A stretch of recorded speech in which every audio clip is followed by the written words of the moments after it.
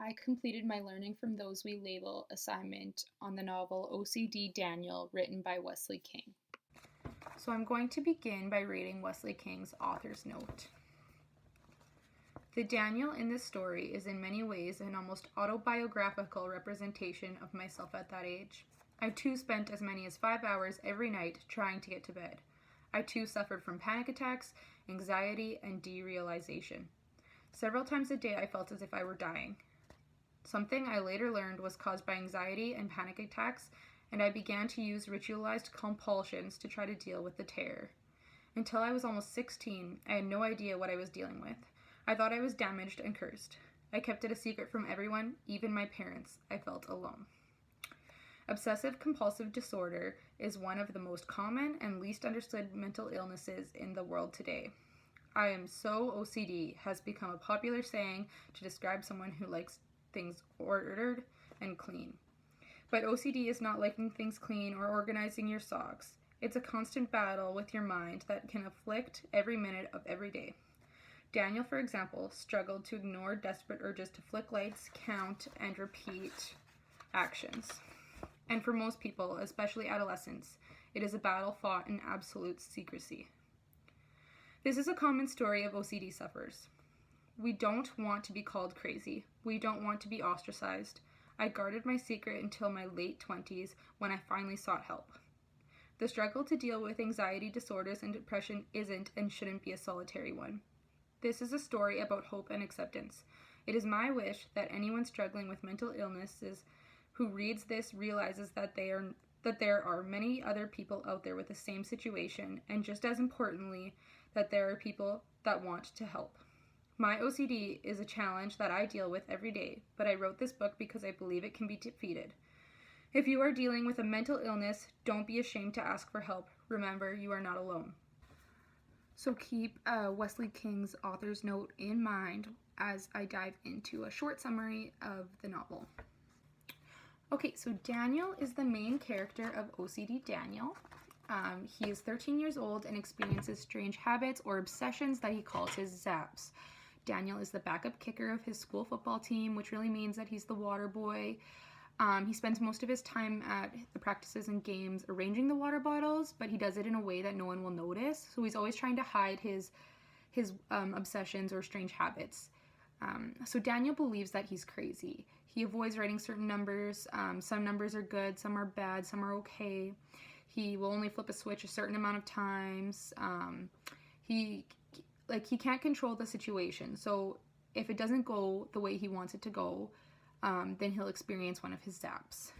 This often leads to him being unfocused, off task, or distracted, and so he sometimes struggles in school, specifically in certain areas. So basically, as he is trying to hide these behaviors and make sure none of his friends or family notices his zaps, he receives a note that says, "I need your help," signed fellow star child. So now Daniel is swept up by this mystery where he doesn't know who wrote this note, but finally someone kind of recognizes him, so it's scary but exciting in the same way. Wesley King makes it known for his readers that Daniel has OCD. However, Daniel does not know he has OCD, neither has he been diagnosed with OCD. But OCD is obsessive compulsive disorder. It is a mental health disorder that affects people of all ages and occurs when a person gets caught up in a cycle of obsessions and compulsions.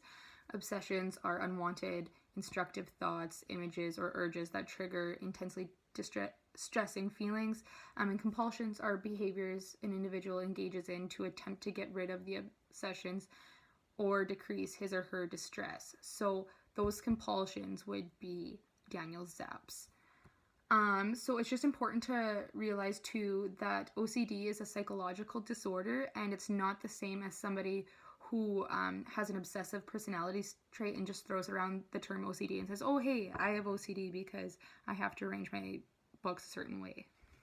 Here's a 30-second video from Jonathan S. Ambrowitz, and he explains what OCD is in just about 30 seconds. OCD stands for Obsessive Compulsive Disorder, and this is a psychological condition that involves primarily two kinds of symptoms. You have obsessions, and these are unwanted thoughts or ideas or images the person doesn't want to have them, they can't stop them from coming to mind, and they create a lot of anxiety and distress and uncertainty for the person. And then compulsions are the things that the person does to try to get rid of the obsessional thought or the associated anxiety, and sometimes these behaviors take on a ritualistic or compulsive quality. So I'm not going to go into too much detail about my connection with OCD, reason being it's not necessarily my story to tell.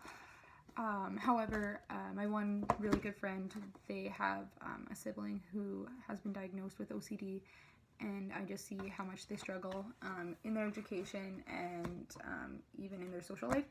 For myself as a pre-service teacher, I wanted to read OCD Daniel and do some more research on what OCD really is, so that when I have my own classroom, I can create an environment that is, first of all, safe, so that the student feels comfortable letting me know about their obsessions and their behavioral traits, so that we can work on those together, and as well so that I could adapt my classroom environment to better suit their needs. So OCD Daniel has changed my perspective on OCD mainly for two reasons. The first being how people really want to hide their disability or what they seem to be out of the norm. Daniel continuously says how he doesn't want anybody to notice his strange obsessions, to notice what he's doing when he's organizing the water bottles. He doesn't want anyone to see. He's always trying to hide it. And he keeps calling himself crazy, right? So I think it just makes me realize how important it is to really foster that environment where you can build trust with your students and build relationships with them, so that they know that they can reach out to you and that they can share what's going on in their life with you. And then the second reason is how specific these obsessions are. For example, the numbers. On page 29, it mentions his list of numbers. 1 is okay, 2 is mostly okay, 3, it's bad when combined with another 3, 4, 5, or 6, so that's so specific. 4 is bad, 5 is okay, 6 is bad, 7 is mostly bad, 8 is always bad, 9 is bad, and then 10 is good. So just thinking about math, or I don't know, daily life, like counting and going out and buying things. You couldn't buy anything with the digit 9 in there. How many things are with 99 cents, right? Like that just seems like it would be so difficult. I also wanted to talk about his zaps. So I wanted to go into what Daniel experiences when he goes through his zaps.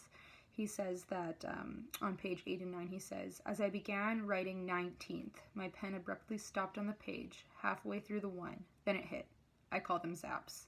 They do different things sometimes, but there's a definite process that goes like this. Bad thought, terrible feeling or sensation, like you just got attacked by a dementor. Realization that you may die or go crazy or never be happy again if you don't do something fast. This time it went 1. There's something bad about that number. 2. Tingling down neck and spine, stomach turns into overcooked Bavarian pretzel and hits shoes. You will never be happy again for the rest of your life, and you will think about it forever. Stop writing the number." So, like, that just shows how serious OCD really is, and that makes it even more terrifying when people say, "Oh, I have OCD. Oh, I'm so OCD about this. I'm so OCD about cleaning my room. I'm so OCD about, all of these things," when really they're not going through something that extensive. So I think we just need to be mindful of that, especially as educators, not throwing that word around, not throwing OCD around, as well as making sure that our students within the room know not to do that, and recognizing how serious this disability is.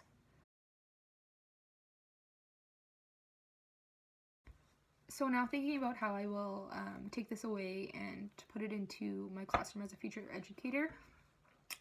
So I think the big thing is not making the students feel that they're different, celebrate their successes, and adapt and modify for what they need, but do not make them feel different and make it so that it affects the rest of their education. Because at the beginning of the book, Daniel says I am a 13-year-old social oddity, which is true. Actually, I'm not sure what else to add. People say I'm smart, and I was in the gifted program when I was younger, until they got rid of it because it was a bit confusing to tell the other kids that some were gifted and some weren't. Also, I think they realized that if they continued the gifted program, us gifted kids would be separated our whole lives. But that happened anyway, so no big deal.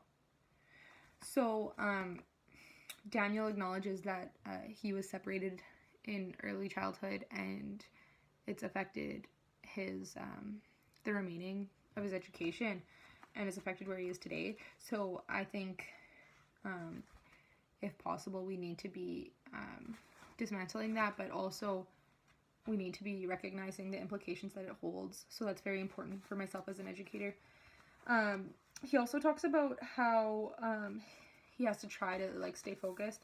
He apologizes to the teacher and he says that he'll try to stay focused, and then his friend even like ends up calling him a weirdo and things like that. So Daniel also talks a lot about how he does things certain way and tries not to take notes and things like that because he doesn't want to be called out for it, doesn't want to be called weird, things like that.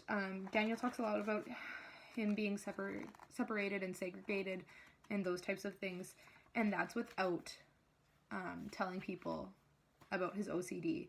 That's without acknowledging it and with hiding so many small actions.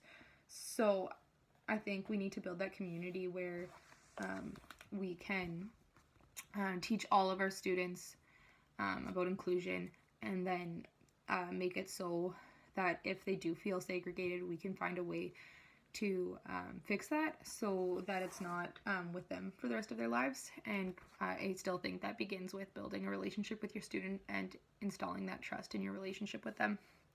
Just to end off here, I did tweet out to Wesley King.